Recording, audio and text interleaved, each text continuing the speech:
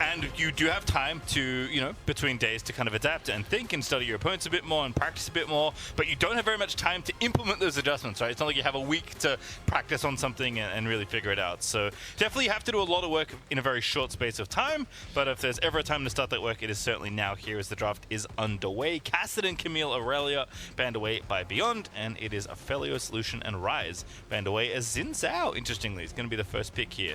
Husha wanting that jungler nice and early. Yeah, Xin priority, interesting to see. Haven't seen it out of an AHaHaCiK yet, but maybe just something that Husha wants. You know, wants something a little bit more stable, a bit more normal in the meta after the Graves in the previous game. Xin is a very powerful pick, so no surprise to see it there, but it does, as I was about to say, leave up the MF, which is seemingly the highest priority, or one of the highest priority champions. Yeah, I think she's one of the few 100% presence champions so far in Worlds. Obviously, not a huge sample size, but we're starting to get through a pretty decent number of games. 8 games a day gives you a pretty high sample size, even though, you know, you're not ultimately playing that many games over the course of an entire tournament. But MF has definitely been a staple, is going to be picked up here, and there's Lee Sin, looks like nice and cozy there for AHaHaCiK. Yep, there you go. That is one of his signature champions, Lee Sin, great playmaker. So in for a treat potentially here. And on the point about the AD carry and stuff, this is a lot of Doggo focus with the double bans as well as the MF takeaway. The Ezreal is still up, and Doggo's Ezreal is clean. Do not get me wrong, but I feel like it's sometimes hard to make things happen around the Ezreal. A lot of the times you're then sending your support out to go do other things. Right.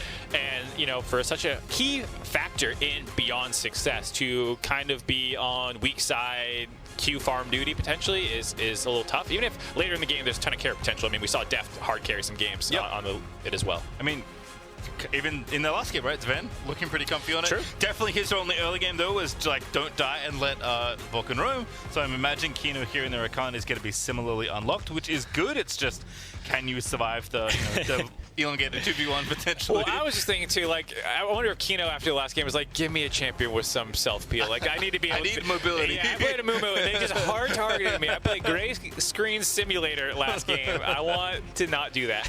And also, Sylas is making another appearance there for Nomanz. It's been a pretty popular pick so far. See how Nomanz looks on it. Of course, we know how critical he is to the UOL success in general. Definitely a veteran of international and definitely the play-in stage. UOL have been here a number of times, one of the most experienced teams, and Nomanz no exception here. In fact, this whole top side really has been a staple of Unicorns of Love for a long time now. But unfortunately, no Mumu to kind of get away with one there with the Sylas, but still some decent ults to steal. Sylas often is not, you know, denied of targets. There's almost always one or two ultis. Yeah, but Rakan, great for helping you get some in there and a little bit of extra CC and all this stuff. So we'll see if they are able to grab a couple more good ones. And taking it blind, you know, strong enough in the current meta, you can probably get away with it. And plus, you can target ban some of those counter picks that you don't want to play against. Like last game, we saw Maoan play the Yone. So this is one of those data points that I was saying it's good to be able to get before you have to play against them. You say, okay, well, the Sylas looked really good into them. We'll take Sylas and we'll ban the thing that they played into it. Yeah, I like the Yone, but as you said, won't be available here. As Amumu actually banned away, wanting to respect giving Amumu MF over. That has been the most typical combination. Even though, again, Amumu is, sorry to report, 0-4. I knew you were going to bring it up. I was like, am I going to bring it up? Are you going to bring it up? We were looking at each other like, who wants to deliver those sad He's news? a sad boy, and he's like, I'm finally back on the international stage. I'm finally relevant again. Talking about Bagel Club. Put Amumu in that Bagel Club, too. Yeah, he's the president right now. He's the leader of the Bagel Club. Yeah, every Tuesday hands out free ones. Eating those zeros. Oh, Lord. Ori as well banned away. Definitely a no-man's champ, but one that basically every mid laner is comfortable with, and I think in this kind of game especially, peeling away a comfort pick isn't too bad. Galio also getting banned away as a potential support option there for Santas, but the pick is Nautilus by the looks of things. Do need to lock down the Rakan, Leona also an option, but I think either of these would make a lot of sense. Yeah, and it helps with your pushing power too. I mean, if you can Riptide the wave, land an E on it with the MF, I mean, you can get some push pretty quickly. The Jax blind would be surprising. Spicy. I'm here for it. We'll see if he does want to lock it in here. Liang has played a pretty wide spread of champions so far here in play-in, but it is Syndra instead there locked in. Still have opportunity for Jax blind, don't worry. But Liang maybe wants something a little more stable. Yeah, I would probably not want to see it right out the gate. It feels like a pretty big call out. Jayce as well, though, similarly trying to play a pretty aggressive style, and I think that is kind of the identity that Liang brings through Summer Split. 6 games Camille, 4 games Gwen, 4 games Jayce. A lot of aggressive champions, a lot of carry focus, and just a little bit safer of an option than the Jax, but helps give you a power point on the map. The Syndra as well gives you a very strong top side, decent damage spread as well between those 2 solo laners. So we'll have to see what boss can break out to match this. I think when you're drafting Ezreal, you definitely need power in your solo lane. So I do like that Beyond's approach to this in general. Last pick though for Unicorns of Love is Wukong. Going to be the counter pick there to Jayce. Definitely not a fun time in the early levels, which is basically true of any Jayce matchup, but once you get things going, once you hit level 6, can be a bad time there for Jayce. I mean, anyone who watched the LCS during the remote broadcast should know how much of a Wukong fan that I am. I took every opportunity I could to replace my face cam with a picture of Wukong. So I'm stoked to see Boss break it out. I think the champ is so good into Jayce, despite some of the nerfs that come in since the height of his power. And, we're talking about the power point that Liang's going to bring with the Jayce. That's, like you said, true for a couple levels, and then suddenly AHaHaCiK's going to have a great lane to try and make plays through it. It's a very easy setup. The Sylas as well can potentially roam up there, and that's a potential place that they can go to, given that they have that, it's kind of tough probably to make plays against the Ezreal on the bot side. Yeah, in general, it feels like this is going to be a top side game for both these teams. Unicorns of Love almost always wants to enable Nomanz, although Nomanz's job might be enable his top lane in this particular game. Sylas typically most happy when he's in the river. Haven't seen the full commitment yet to the River Sylas, but the more times you can get out of lane, the better. Actually, I guess Perk's joked about it. Said he played River Sylas in their first game. Yeah, I think Nomanz is someone who I want to see step up a little bit. Like you said about how familiar some of these names are to us, he has been a staple of play-ins and minor regions and one of the best mid laners, but not super impressive so far during this play-ins. Their first game where he was the Orianna, I think that was the first one, but the Orianna game where he was really greedy with his flash, he was dying to just not respecting his opponents and getting caught in side lanes and stuff. It was a bit of a problem, and something that I think UOL has struggled with a little bit even domestically when the playoffs came around and they were struggling through the entire bracket, taking a lot of 5-game series, was just getting caught out in map situations and not respecting where the enemy could be or if teleports were up and stuff. And I think that's what they need to clean up the most in helping Nomanz get unlocked to make his own plays. Yeah, and definitely have to be careful here because you have not only a Syndra and a Xin Zhao to maybe contend with, but very likely if things are going well, Kino is going to be in your lane sometimes as well. So gonna have to be respectful there on the Sylas. We'll see what happens as both teams have charged out at level 1, but unfortunately not met anything there. Unicorns of Love were trying something on the top side, but I believe Liang spotted what's going on, got the ward down into the top lane. So everything just dissipates, but a good try. Always love to see the teams go for level 1, especially when you have something as straightforward as a Nautilus. Sylas also excellent at level 1 as well. So we're keeping it simple here for Unicorns of Love, but not overcommitting, of course. And I feel like the thing I'll want to see is exactly what Husha can do in the early game with the should-be pressure in both solo lanes to start out. This is the case in the last game against C9, and he got caught out of position on a Krug invade. And so I don't want him to lose that aggressive mindset. I feel like that's sometimes people overcorrect, and they don't go for what their comp should be doing in the early game. And I hope to see him still making those kinds of plays, just coordinating a little bit better around those solo lanes. Well, Nomanz big chillin' right now. Doesn't want to face check the Syndra, makes sense. Not much for you to do, range versus melee. So might as well sit around, wait for the minions to get a bit weaker. 2v2 here should be interesting. Definitely have to tip the hat to Unicorns of Love. Ooh, it's the ruined MF. Ooh. Lore. So fancy. Also have Exhaust and Ignite there on the bottom side. Kind of down for the Exhaust here for MF, because again, like, so much of her problem is when people jump on top of her, so a little bit easier for you to deflect people if Jayce or Xin Zhao perhaps getting on top of you, and also just good in, like, even in a 2v2, if you're looking to chase somebody down, shoot them in the back, double them up. It is interesting. I'm trying to wrap my head around it a little bit because there's not that much dive on the side of Beyond Gaming. You have Xin, who's probably realistically, Ezreal's going to be hitting you from afar. Jayce Shock Blast. Syndra's a pretty low commitment champion to get a burst out. So how often are you going to be really in range? Because my concern is being at half health and then insta-killed, not 100 to 0, which is where the exhaust would make the most sense. So a little unsure of how I feel about that when I want to see it play out a little bit more, but not loving it is my initial impression. And like you said, topside, the Wukong counter pick takes a little bit to turn on. It's definitely not like I'm going to turbo stomp you in lane. It is, I get pushed in the first couple of levels, but my passive enables me to eventually, when I hit 3, be able to start trading against you, even the lane out a little bit. And then at 6, I get kill threat once I unlock my ultimate. And I also give you really good playing making around me. So if you have TFs or Lee Sins and things and Sylases that can get out of lane and come topside, you suddenly have someone who you can pick on quite hard. Lovely little stun there from Syndra in the mid lane, but looks like Husha was just protecting the Syndra in case somebody wanted to come visit. That would, of course, be AHaHaCiK, as we do have a little dial in here from the Verizon 5G All Chat. Ooh. From oh, what's our duo name? I'll be honest, I'm not a very good name, like creative nickname person. That my name is MarkZ. It's my goddamn name. Yeah. I'm not the one to answer that question. Sorry, friend. All right, you know what? I'll have a think on it here. It looks like trouble in bottom side here for Misfortune, getting ignited, but is not dead. Gonna be all right there, but looking a little tricksy there in the 2v1. Yeah, nice though to get that chunk out early on. I mean, we talked about, you know, being weak side for Doggo and Kino, but I mean, if you're able to do that, start getting priority in the lane, you can actually force a couple plays. The MF is immobile. She does have the exhaust, so maybe it'll make it more difficult, but sometimes I think I'd rather have the heal to dodge Syndra skill shots and stuff. So we'll have to see. I can only imagine how angry Kino is after, you know, the Amumu game we have to endure beating after beating from Cloud9, as AHaHaCiK did successfully steal the large Raptor and will not be punished for it. Just walks away there with a little bit of coverage out of Nomanz. Topside boss getting smacked around. Conqueror proc and Liang feeling good in the extended trade, so boss will not recommit. Yep, gonna drop off there. Looks like he wants to get a couple wards out. I mean, luckily they just saw the Lee Sin, but, or excuse me, they just saw the Xin punishing the Lee Sin, so he knows that the dive's not coming in quite yet, but that is still something you have to be concerned of. Instead, Husha looking to the bot side to punish. Misfortune looking like a decent target. Exhauster up and available. Who is it going to be? Kino dives in, and that is going to be Misfortune flashing to her death. It's first blood for Doggo. Love to see it there for Beyond, as power shot does happen, and now the redive is indeed coming through.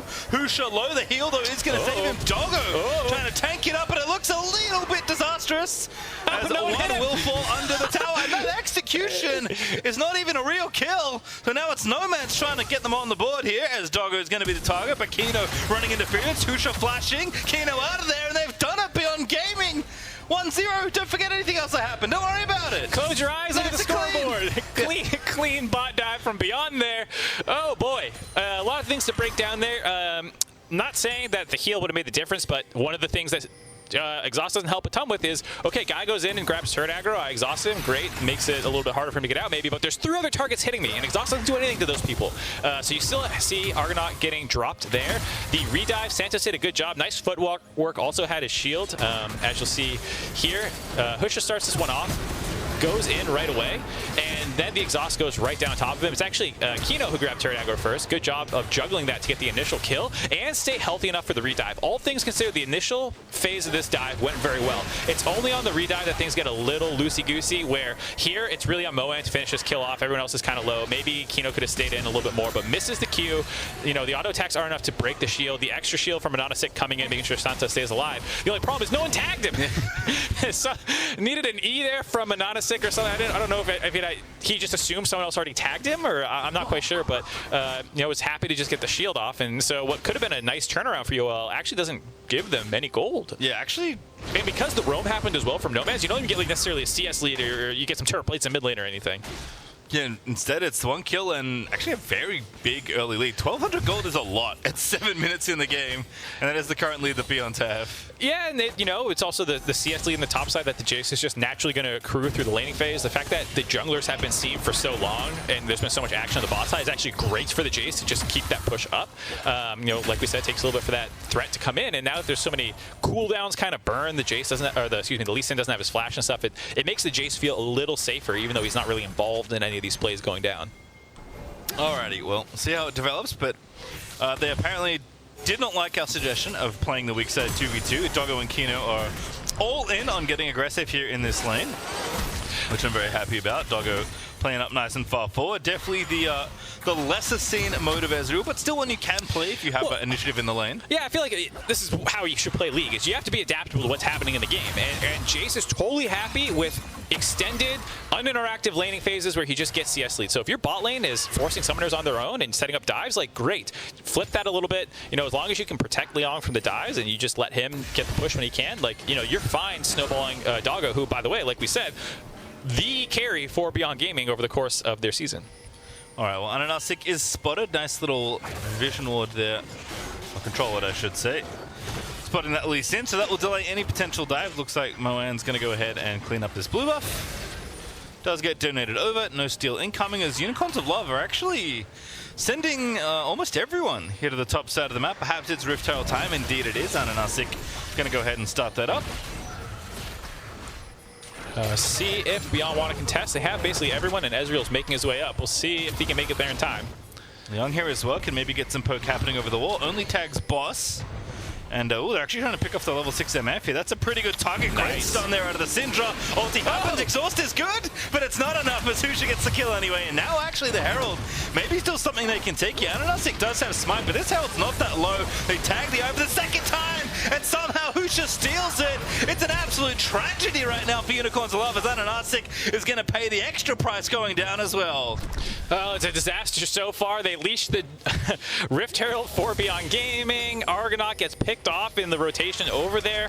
The you know, Exhaust looking good for a second there, keeping it alive in the 1v1, but again, the problem is this is not a 1v1 game, and you have Husha realizing, hey, I have a target here I can finish before retargeting onto the Rift Herald, and so, you know, this Exhaust starting to look a little sussy baka to me. Yeah, it's one thing to get caught in transition like that. I mean, that's just not a place MF can stand, and unfortunately stood in the wrong place and got killed for it, but losing the Rift Herald on top of that's a real punishment, because at least if 2 people are peeled up to kill your AD, surely you get the Rift Herald, MarkZ. Instead, it is the worst of both worlds, which you hate to see here. Is again Exhaust only chasing safety for a little bit now, here. Am I picking on the Exhaust a little bit? Maybe like this heal save you there without your flash, maybe not still. Yeah. But you know, it is a tough position, just not having any vision in the river to know if you're safe to rotate over. And I don't even know if I feel confident blaming Argonavt just for that, because it could be the rest of UOL being like, hey, come over here, and it's like, well, I'm MF, I need to be behind my front line to shoot bullet time, and so he's trying to get up there to support his team in that play without having proper vision control set up, and so he doesn't know what he's walking through. You know, you probably could have known that Syndra isn't seen elsewhere. She's a mid laner, probably in the river somewhere, but you know, it's tough when you have so many of these things you're trying to juggle, and so Argonavt gets picked off, and then the 4-man doesn't complete their job of getting the Rift Herald. And like you said, with the CS leads that are already going on, the Rift Herald now in their pocket, Beyond Gaming is looking like they are in a very strong position. Yeah, this lead's absurd actually. 10.5 minutes through and they're 3,000 gold ahead, and that is probably not getting any better. I mean, there's not even that many plates being taken. It's actually only 2. 0 in mid and 1 apiece in top and bot. So there is a ton of extra gold to cash in for with this Rift Herald that Husha stole away. There is the continued CS leads that they can build. There is maybe more pressure that can be applied as Husha is actually going for the maximum here, trying to gank boss here alongside Liang. AHaHaCiK is in the area, so it will be a 2v2 if it develops. But if this goes bad for Unicorns of Love, this gold lead is just going to spiral completely out of control. Yeah, I kind of like this read by Husha, even though they haven't done it yet. I think that was more of a counter gank opportunity than trying to make his own play. Plus, he has the Rift Herald up there. So they were trying to bait that. Doesn't quite work around. And then they spot Lee on that pink ward, so they knew he was up there. Starting to get a little prolonged with this play. Either you got to get the push so you can get the Rift Herald off, or you got to go somewhere else at this point. Kino actually fainting to the top side should give you the room you need to push this in. Liang just has to kind of hit the minions a little bit harder. He didn't have a farm there, you know, hammering away, but he's going to finally get it up. Husha's going to reveal himself, and Kino's actually going to take the recall, which I do like, although Surveillance System is not going to spot Sylas roaming up to the top side, but looks like a ward spotted him instead, so they're going to have to back away here after taking a decent chunk of plates off. So not the whole tower that they might have wanted with Kino being up there, but good enough, I think, for the first Rift Herald. The nice thing is, too, with all that pressure that you're putting down the top side, is you're getting a 1v1 for Doggo in the bot lane, and so I just saw him on the minimap shift forward aggressively onto Argonavt there, gets a good trade. Argonavt tries to answer back with the ultimate, but I have a much shorter cooldown on my E than you have on your bullet time, and I expect Doggo to keep trying to make these kinds of plays, though. Dragon is now the focus. Yeah, typically, you know, Ezreal not that hot in a 1v1. MF is actually pretty good in any sort of 80 carry duel. The difference being that you're 30 CS behind and the enemy has Divine Sunder finished already, which doesn't really matter what's happening there. I swear to God, if Doggo had stolen that dragon. Oh God, not so you just throw his keyboard out the window. What's the point? You know, for the flip side, Beyond just says we don't really care about you getting a Mountain Dragon when our Jayce is snowballing up 30 CS, like you already said about the bot lane, same situation. I think it's the right decision. You know, if you all want to commit the resources to grab a Mountain Dragon, go for it. We'll keep the gold lead. Santa's actually trying to freeze that wave in the face of Doggo is pretty bold, but looks like he's getting away with it for now, although eating a little bit of poke, and I think that wave has finally made its way to the turret. Indeed it has. Husha also busy clearing out this vision here, making sure they can retake all these different areas and have all the mobility for their Syndra. Maoan's actually been pretty active so far, and they do want to try and lean down here for Doggo now that Liang has taken out the top lane outer tower. Definitely want to try and get a few more plates if they can in the next 30 seconds, but more than anything, just, you know, you're opening up the map, start moving your pieces around and maximizing your farm. Yeah, good job by Beyond trying to get some pressure down the bot lane there. Didn't end up turning into a kill, but you did all the right steps. You cleared vision in the river. You half rotated Maoan down. You read the situation. Haven't landed enough pre-poke from the Ezreal. Call the dive off. I mean, these are the kinds of plays I really like to watch teams try and make. It's these like half plays, these half roams, half decisions where you're option selecting. Like, okay, we didn't land the poke. Let's go back and we'll go back to normal laning. If you land the poke, great. You actually move the rest of your team down and you force that dive. So far so good, and again that gold lead still ticking up, 4,000 gold ahead now for Beyond Gaming. See just how big of a lead they can build here, as second Rift Herald is going to be available in a little bit, but not just yet. Might be good for another tower here, although I think Beyond Gaming are pretty happy with the pace of this game. No need to, you know, put your foot completely down on the gas and just go for broke, because they feel very far in control of this game. I mean, Moan's casually taking the blue buff, who's just farming up a storm, Doggo's throwing Qs at everything that moves. It's just a good time. Yeah, and honestly, it's not like you really get outscaled either. I mean, you're already 4,000 gold up, so you're in a great spot. But it's also not like, oh my God, we got to keep the gas down. How do we get this mid turret? How do we get bot turret broken open? You know, like your team comp still plays pretty well throughout the mid to late game. I think, you know, you could argue UOL does scale maybe a little bit harder in 5v5s with some of the tools that Wukong might have and the MF might have in terms of pure straight to back, front to back 5v5. But 4,000 gold lead and a pretty solid team comp yourself, you know, like you can actually play this one out relatively slowly. I would not want to see them lose this one. I mean, they are saying bot lane again, keeping Doggo down there, so another trade by Beyond, but this one I feel like, okay, you're actually giving them something, whereas the Mountain Dragon's a little bit easier to defend. Yeah, this Herald definitely nice, as it represents a potential future investment of gold on the tower, and of course that opening up the map for you definitely gives you a lot more space to play with. Kino is going to find boss here, but Wukong is pretty threatening to the level 7 Rakan, and Doggo is a little low on mana, so it doesn't really feel like dueling even in the 2v1. Maybe suspect someone else is coming along. We know that's not the case, but Doggo is going to play jungle here instead, which is a much better prize. The blue buff, always something you want on Ezreal if you can afford to give it over. I feel a little bad for Boss here. The counter pick largely went how you think the early laning phase should go. Maybe fell a little bit further behind than you'd want, but there was a disaster kind of going on in the bot lane and some of the other parts of the map. And so you can't get the jungler attention that you picked this champion for. If you're not going to play around the Wukong with your Lee Sin, it's not really going to do that much. I think Beyond did have some good windows where you saw Husha, you know, camping topside in case that gank did come through. I think Beyond did a good job trying to play around that, but it's just unfortunate for Boss. Now, you have your items completed, and that's the one nice thing, is that Wukong is not just a lane counter. He is very good through all portions of the game. It is a fairly physical, damage-heavy team comp, and when Wukong gets his ult up, he gets so many stacks so quickly. The regen that comes through, the actual armor that you get from that passive will make it pretty annoying for the rest of Beyond to try and kill him, but luckily, Beyond has a ton of extra gold. Yeah, and Doggo is about to take that gold investment and run with it here. He's very close to transforming this Muramana. Does have the blue buff ticking away. He's trying to get that poke happening. He's going to sit mid now for about as long as he needs to take out this tower, unless his team demands he come over for an objective. But again, Baron not a thing for a few minutes. Not something you want to take at 20 anyway. Not really caring too much about the dragon. Beyond have definitely favored the farm and the towers right now because they want to keep that gold lead nice and high.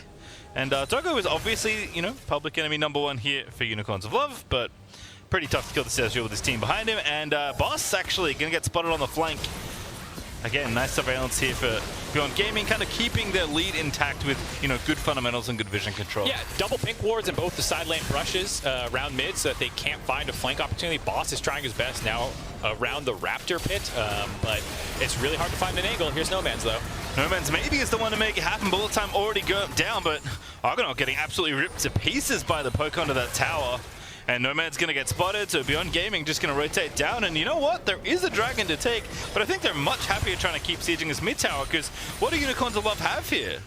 They don't have anything after the bullet time went down. They were trying to land some pre-fight poke with the bullet time as well as clear the wave, and then you have the flanks come in from the pincer move, but it just kind of fell apart because the vision control was so good. It was so telegraphed. Ooh, this is maybe a bit of a pinch here, but Beyond Gaming are going to keep sticking together. Herald dropped in the mid lane here to try and get some counter play, but Beyond Gaming actually fancy AHaHaCiK as their target here as Boss continues to eat poke to the face. Syndra stun's very nice there. Boss going to get unleashed on, but Doggo getting out of dodge there. Husha diving in, and now it's a 2v3 in the back line, and they're just getting decimated on Unicorns of Love, but they will trade it back and forth there as Maoan is going to fall on the other side. Argonavt still alive for a little while longer, lives to tell the tale, but Doggo flashes in for the max range Q, and he wants blood. Nomad's going to be the next one on the chopping block and reads every single juke for the triple kill. Doggo's skill shot accuracy on this Ezreal, man. He's got aimbot on locked, chasing down the kills there after a pretty scrappy fight. UOL did make that a little bit closer than I thought they'd be able to, given how the fight started, with how much pre-fight poke there was, as well as how far they are behind in the game, and you can see the potential of their comp, but Doggo's too clean. That was really slick. Even going to take the dragon at the end of it as well. As Doggo, let's watch it again. Count the Qs, the favorite game to play with Ezreal on replays. We'll have to see how many he does land. Kino there, going on to an AHaHaCiK, draws a lot of attention, and despite the fact that they get a lot of poke onto Boss, makes it look like it's going to be an easy win for Beyond Gaming, but you can see the Wukong's power there, working in, finding these knockups, hitting people, Sylas as well, stealing these ultimates. I got distracted from watching my own gameplay, but at least towards the end of the fight, I didn't see Doggo miss anything. This one here, I mean, just, ooh. I love that. And even before that fight, like, on the top side of the map, when they were sieging a while ago, ooh. That's what you need to know about that replay. That's a... God damn, that Ezreal's clean, struggling. But yeah, Doggo was doing a really good job even before that, landing poke on the MF and stuff like that. So he's looking real good right now. Yeah, I get why they keep picking him the champion, I guess, you know. Especially if the enemy's going to throw 3 bans at him and that's what you're getting out of it, you know, that is a big threat for teams going forward in this. An absurd, oh my god. I was like, is that CSD real? That can't be real. And it is real. Plus 72. That graphic showed, and it's live, so it keeps getting updated. 225 CS at 20 minutes. This is like the old school numbers mid laners used to get when they were doing the Wraith camp farming. You remember that crap where they'd steal all your junglers and go to the other guys? That is some insane numbers for an Ezreal. All right, well, Syndra, how do you get out of this one? In a 1v3, soon to be a 1v4, Santa's the target. Is going to get killed. Liang swoops in to get it. Now Kino looking to line them up as Doggo finds Boss with a bit of the true shot barrage. Not enough to get the kill just yet, but Husha is closing the trap. Nomanz on the wraparound is trying to make it happen. Liang gets one, but he gets traded back and forth. Now the bullet time is going to zone out the rest of Beyond Gaming, and they don't have it just yet, but Unicorns of Love need to leave the scene of the crime now, and that is easier said than done. Boss is low. Argonavt is just about dead. As Moon becomes lightning, we'll finish off the tail end of that kill, and Doggo going to pick up the Sylas here as Boss is the only one left alive, and thankfully Wukong will live to tell the tale while 4 of his team dove and died. A good attempt by Unicorns of Love to stay active in the game, and you asked how Maoan gets out of the situation. He gets out in a body bag, but the rest of Beyond Gaming were able to collapse quite nicely, and it looks like they're going to be able to grab the Baron on the back end of this. Santos is the only one in the area, no teleports. I guess Boss has his teleport up. If he can get a ward down, maybe they can stop this, but doesn't look like they want to go for it. Yeah, ultless, flashless, Nautilus. Ultless, flashless, Wukong being able to join in. Yeah, it doesn't sound like a fight you win. Don't think so. So let's just win again. So, like I said, initially like to play, finding these kills, and Boss and AHaHaCiK have some nice footwork here to make this a little bit more difficult. And the only problem is it just takes too long. You know, here he's dodging the Husha, W over the wall. He's kind of doing a good job reading all this. The rest of Unicorns of Love run through the turret to try and get them out. This is a nice zoning ultimate from Argonavt to make sure that they can maybe get back to the turret. But Husha has a really clean re-engage here, going for the Alt W to clear the path onto Boss, getting onto Argonavt as well. And while Boss does get out, it also splits Nomanz there to stay trapped under the turret. So nice job by Beyond Gaming reacting to that play, picking up all the kills in the Baron. And Doggo continues to get richer here in this game. 5-0-1, 3 items completed, stopwatch ready, and a Rebel Baron power play to top it all off. Beyond Gaming looking to put the finishing touches on this game by the looks of things. They are way too close to 10,000 gold ahead given the time in this game. It's only 23 minutes or just under, but Beyond Gaming are just unbelievably ahead in this game. And Boss is feeling the pain. The clone's getting shot. The real Wukong's getting shot. Doggo's terrorizing everyone. Doggo's a nightmare. He is super aggressive, taking blast cones over the wall behind turrets, shifting forward. This man has too much confidence.